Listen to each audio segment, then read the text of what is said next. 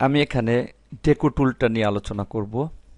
ডেকো টুলের মাধ্যমে কোনো ডেকোরেশন করা যায়, অর্থাৎ ফুল, তারপরে ফুলের গাছ একসঙ্গে এভাবে আঁকা যায় এবং এগুলোকে অ্যানিমেশন করা যায়। আমি এখানে টুলবার থেকে ডেকো টুলটা নির্বাচন করি। দেখতে পাচ্ছি এখানে বিভিন্ন স্টাইল রয়েছে, ভাইন ফিল, গ্রিড ফিল, অনেক ধরনের অপশন রয়েছে। আমি এখানে আপাতত ভাইন ফিলটা নেই। এখানে পাতা, লিফ অর্থাৎ পাতার কালার, এখানে ফ্লাওয়ার কালার, এগুলা কালার দেওয়া রয়েছে। দেখতে পাচ্ছি পাতার কালার সবুজ এবং ফ্লাওয়ার কালার রয়েছে হলুদ। আমি এখানে ক্লিক করে মাউসটা চেপে ধরে রাখি, দেখতে পাচ্ছি ফ্লাওয়ার এঁকে দিচ্ছে। এভাবে অত্যন্ত সহজে এক ক্লিক করেই ফ্লাওয়ার আঁকা যায় এবং ট্রি সহ ফ্লাওয়ার আঁকা যায়। এটা সিলেকশন টুলে গিয়ে ক্লিক করলে দেখব এটা গ্রুপ অবস্থায় থাকে। এটাকে যদি কোনো এডিট করতে চাই তাহলে ডাবল ক্লিক করে গ্রুপটাকে বাদ দিতে হবে এবং তারপরে নির্বাচন করে এখানে আমি কোনো পরিবর্তন করতে পারবো, স্ট্রোক বাড়াইতে পারবো, অর্থাৎ যে পরিবর্তনটা আমি করতে চাই এখান থেকে সেটা পরিবর্তন করা যাবে। আবার এখান থেকে গ্রিড ফিলে যদি ক্লিক করি তাহলে এভাবে গ্রিডের মাধ্যমে এটা ফিল হবে।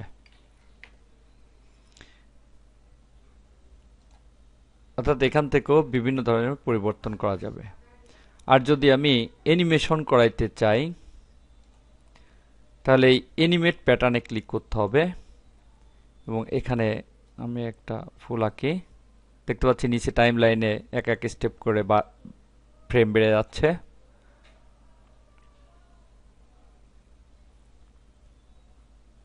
দেখতে পাচ্ছি বেড়ে যাচ্ছে।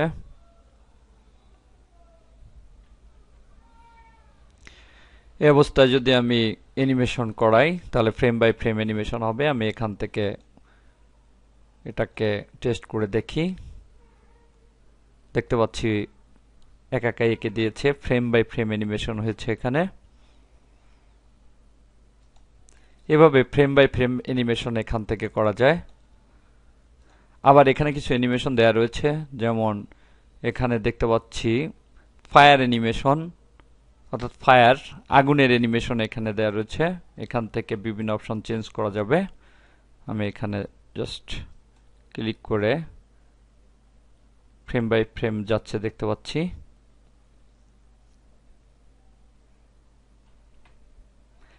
এবার যদি এটাকে টেস্ট করি তাহলে দেখতে পাচ্ছি আগুনটা উঠছে আস্তে আস্তে। এভাবে animation, frame by frame animation তৈরি করছে।